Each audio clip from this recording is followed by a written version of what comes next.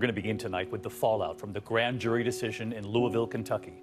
No police officers charged in the shooting death of Breonna Taylor. Yes, all over the U.S., frustrated people reacted to a disappointing but predictable decision, with only one officer being indicted, and not for shooting Breonna Taylor, but for shooting in the direction of her neighbors.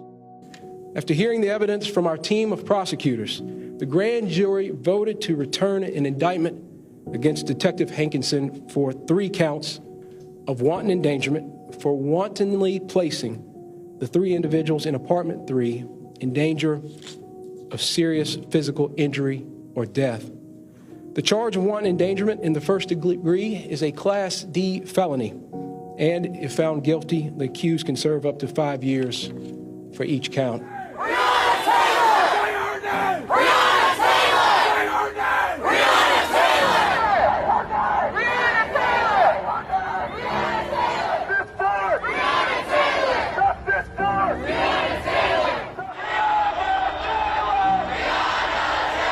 Voices chanting her name filled the air in the early evening. As night fell, Breonna Taylor's mother, Tamika Palmer, joined the crowd. Demonstrations in Louisville began peacefully but escalated after the 9 p.m. curfew. Police started arresting protesters, including some carrying hammers and spray paint. A local church offered sanctuary for some protesters, but police arrested many outside of it.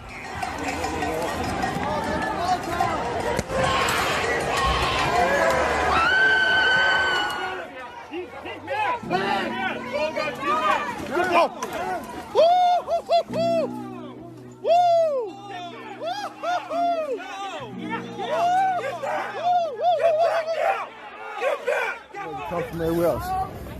Here they come.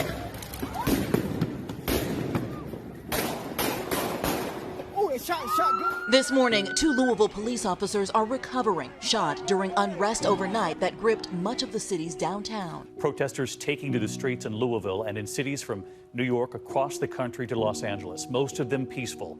And then that headline that broke overnight, that in Louisville, 2 officers had been shot. Tonight, a suspect now in custody. Authorities will not say if that suspect was a protester. And in Seattle tonight, a police officer is under investigation for taking his bicycle right over the head of a protester. Across the country, thousands gathering in the streets, still asking for justice for Taylor. Her mother tweeting, "The system failed Breonna." Tonight, Louisville and cities across the country bracing for more unrest after the grand jury's decision to not charge any of the officers involved in Breonna Taylor's shooting with her death. I am very concerned about the safety of our officers. Obviously, we've had 2 officers shot tonight, and that is very serious. It's a very dangerous condition. Anger spilling into the streets after the grand jury decision in the Breonna Taylor case. Louisville under a 9 p.m. curfew, the National Guard moving in as police and protesters clash. At 11, a speeding pickup truck slams into a protester during a Black Lives Matter march on the streets of Hollywood tonight. Taylor, a 26-year-old former EMT, was shot to death back in March when police with a no-knock warrant entered her apartment. She was inside with her boyfriend, Kenneth Walker. He says police never announced themselves. According to the state's attorney general, officers and a civilian witness say they did. Walker thought they were intruders and fired a shot. Police responded with gunfire, killing Taylor. Of the 3 officers involved, only 1 will face charges, but not for Taylor's death. Former Officer Brett Hankinson charged with wanton endangerment for firing bullets into Taylor's apartment that ended up in a neighboring apartment. For the other 2 officers, no charges. Stand your ground laws, y'all remember that? Yeah. Okay, Trayvon Martin. Do you know that 35 states have stand your ground laws in place?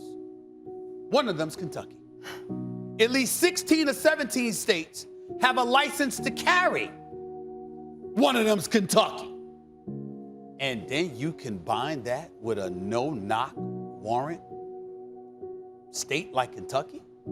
That's a powder keg. You're telling me that somebody can knock on my door, bust in my door, never identify themselves as police officers, and in that same state, I have a license to carry? And I have stand your ground laws? That's a recipe for disaster. The point that I'm trying to make is we need to know that And when we're addressing this issue and really talking about provoking and ultimately implementing the change we all covet, you can start right there. You can get those laws eradicated immediately. You can push your state legislators to address that. You can lobby to have those things change, Max. Because if you do that, then when something like this happens, you don't have, at least in some people's eyes, you don't have an attorney general that appears to be handcuffed because these are the laws in the state that he has to capitulate to. But the issue here is that police have rights and indeed responsibilities on the order of their superior officers to do things like burst into someone's home at 1 o'clock in the morning. Now, if you or I were to do that and someone were to assume that we were intruders and shoot us, we would be considered the aggressor under Kentucky state law, and we'd have no right to a self-defense claim. But police officers acting on a legally obtained warrant do have the right to do that. So you kind of create this legal stalemate where neither party can be determined to be the aggressor. Why wasn't Brett Hankinson charged with wanton endangerment, at least because he also sprayed bullets into Breonna Taylor's home?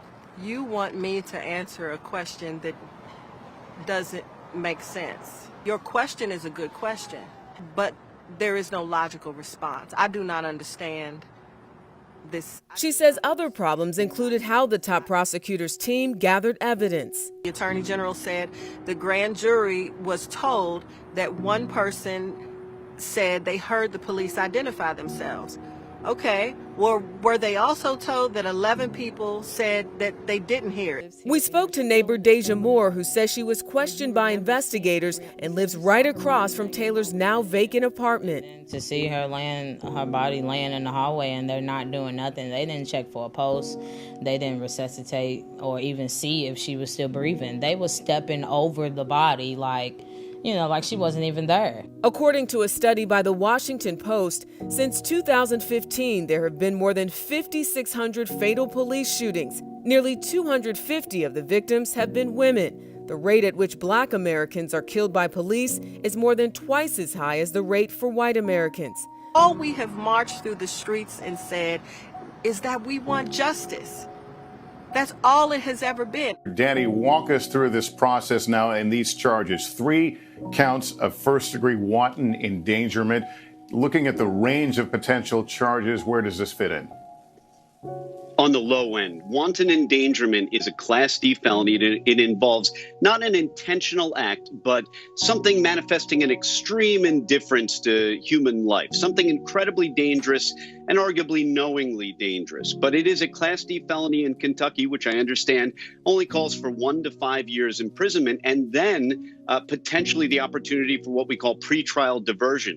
And, across the country, pretrial diversion is basically your one free bite of the apple. If you don't have any significant prior record, then you can get a diversionary program that could keep you out of prison. You see it a lot in DUI cases and other lower level type misdemeanors and felonies. So in the grand spectrum of potential charges in this case, this is arguably on the lower end. It is a felony, but it is a Class D felony, and looking at a maximum of 5 years for each count.